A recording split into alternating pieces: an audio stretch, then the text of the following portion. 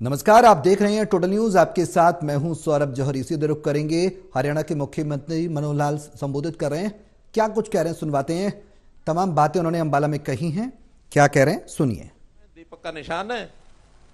बहुत हमारी पार्टी अच्छी है। पार्टी के दो चार नेताओं के नाम ले दिए, पढ़े लिखे लोग हैं और अच्छी पार्टी, हमारा कैंडिडेट भी अच्छा, तो उनको वोट देना है माता जी। और माता जी ने सुना, सुन करके दरवाजा बंद, वो बाहर चला गया। हफ्ते बाद फिर चला गया रामू। कुंडी खटखटाई और जाकर के कहा कि माता जी मेरा नाम रामू है, मैं रिक्शा चलाता हूं, कोने पर रहता हूं, हमारी पार्टी दीपक का निशान, अमुक हमारे कैंडिडेट अमुक खड़े हैं, आपने अमुक दिन चुना। माता जी कहती पिछले हफ्ते भी तो आया था। हाँ हाँ माता जी आया था और मैं अगले हफ्ते फिर भी आऊंगा। तीसरे हफ्ते फिर चला गया, फिर वही बात। माता जी ने सुना ये कैसा आदमी है, एक ही बात बार बार रटता फिर बार आके कहता। तीसरे के बाद चौथे हफ्ते फिर चला गया, फिर वही बात। इस बार माता जी थोड़ा गुस्से हुई कि बार बार आने की क्या जरूरत है, तुमने एक बार दो बार तीन बार, अब चौथी बार आ रहे हो, बार बार मत आया करो। नहीं नहीं माता जी, मेरी पार्टी ने मेरी ड्यूटी लगाई है, मैं अपनी ड्यूटी हर हफ्ते देने आऊंगा। चौथा हफ्ता निकल गया, पांचवा निकल गया, छठे हफ्ते माता जी को भी लगा, क्योंकि छठा आखिरी हफ्ता था 42 दिन का, कि ये कार्यकर्ता कैसा है, हर बार आ जाता है। उसको थोड़ा सा अंदर से सहानुभूति हो गई। और 3 दिन बाद 2 दिन बाद जब चुनाव था, रामू अपना रिक्शा ले जाकर के खड़ा कर लिया उसने दरवाजे पर। माता जी आप बुजुर्ग हैं, चलने में दिक्कत आएगी, आओ मेरे रिक्शा पर बैठो, मैं आपको वोट डलवा के लाता हूं।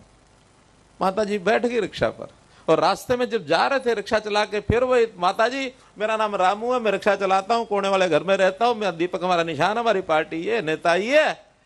और वो बात फिर दोहरा दी। ले गए, माता जी बूथ पर पहुंची। उस समय बैलेट बॉक्स होते थे, ये तो मशीनें तो नहीं होती थी ईवीएम। बैलेट बॉक्स में वो पेपर मिलता था। माता जी ने पेपर लिया, ऊपर नीचे देखा कि दीपक का निशान यहां है, उठाई, मोहर लगा के ठप दीपक के लगाई, लगा के बंद करके डाल के आ गई। लाए घर में लेके छोड़ दिया। माता जी धन्यवाद, आपने दीपक पर नहीं डाला होगा। माता जी चुप रहे कि आपने तो दीपक पर निशान लगाया ही होगा। कर वो छोड़ आए, घर चले गए। शाम को सिकंदर वक्त आते हैं। माता जी मुझे भूख लगी है, मुझे थक गया हूं, गर्म पानी दो, मैं जरा हाथ मुंह धो करके खाना खाऊंगा, जल्दी सो जाऊंगा। माता जी कहते मर जाने, तू काय में थक गया, क्या किया सारा दिन? कि माता जी अपने पार्टी के लोगों के लिए वोट मांगे, उसको वोट डलवा के मैं बूथ पर गया था, वहां वोटिंग करा के आया हूं। माता जी कहते हैं तुम्हारा कैंडिडेट जीतेगा नहीं। कैसे नहीं जीतेगा? तुम कह रही हो, मां मेरी मां हो के? क्या मैं कह रही हूं? कि बता तो सही क्या कारण है?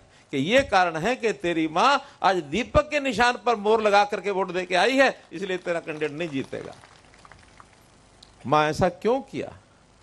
तो मां ने बताया कि जिस पार्टी का कार्यकर्ता ऐसा होता जो मेरे यहां दरवाजे पर आकर के उसको पता है कि मैं सिकंदर वक्त की मां हूं, 6 बार आया मेरे पास वोट मांगने के लिए और आज मुझे बैठा करके लेके गया बूथ पर, मैं वोट दे के आई हूं उसका। ऐसा बताते हैं कि सिकंदर वक्त के ऊपर उस घटना का बहुत प्रभाव हुआ और कुछ दिन के बाद वो जनसंघ में खुद भी आ गए। तो मित्रों भाई बहनों, इन चीजों का असर होता है कि हम अपनी, चाहे नहीं हमें ज्यादा समझ होगी, रटराई बात भी जाके कहेंगे तो कोई बात नहीं, लेकिन कभी कभी सामने वाले को समझाने के लिए उसका क्या, उसके मन में शंका है, ये भी बतानी पड़ती है। और जब हम ये बताएंगे तो निश्चित रूप से उसके ऊपर असर जाएगा। तो हम अपने वोट बैंक को कैसे बढ़ाया जाए, एक एक बूथ की हमने चिंता करनी है।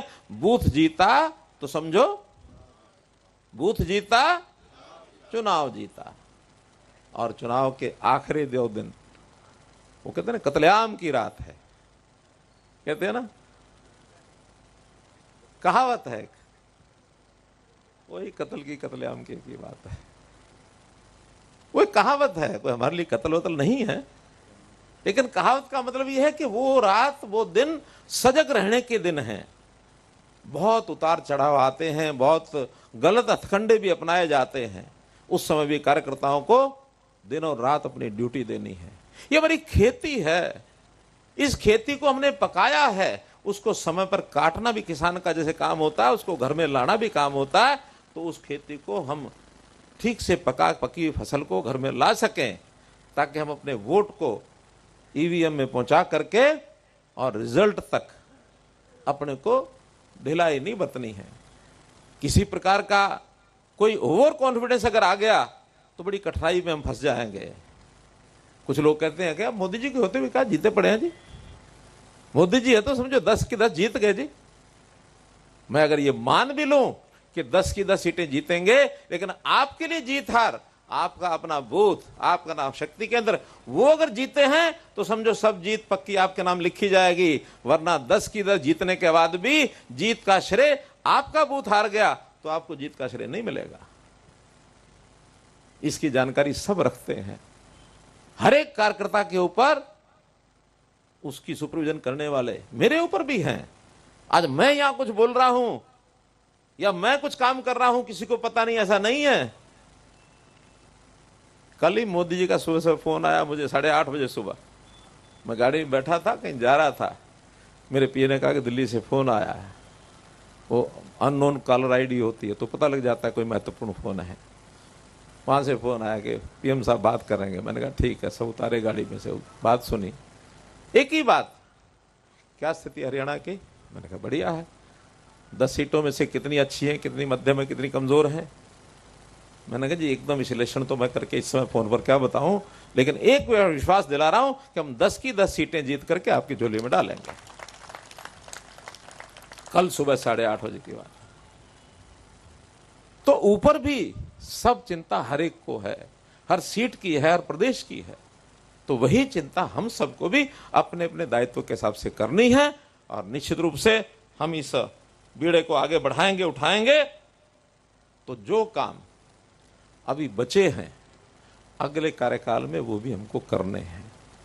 उन सब कामों को करने के लिए आपकी ताकत, आपकी शक्ति जो भी राज्य सरकार को, प्रदेश सरकार को, केंद्र सरकार को मिलेगी, उसके हिसाब से हम इस राम राज्य की ओर बढ़ते हुए जो हमारे पग हैं वो आगे बढ़ाएंगे।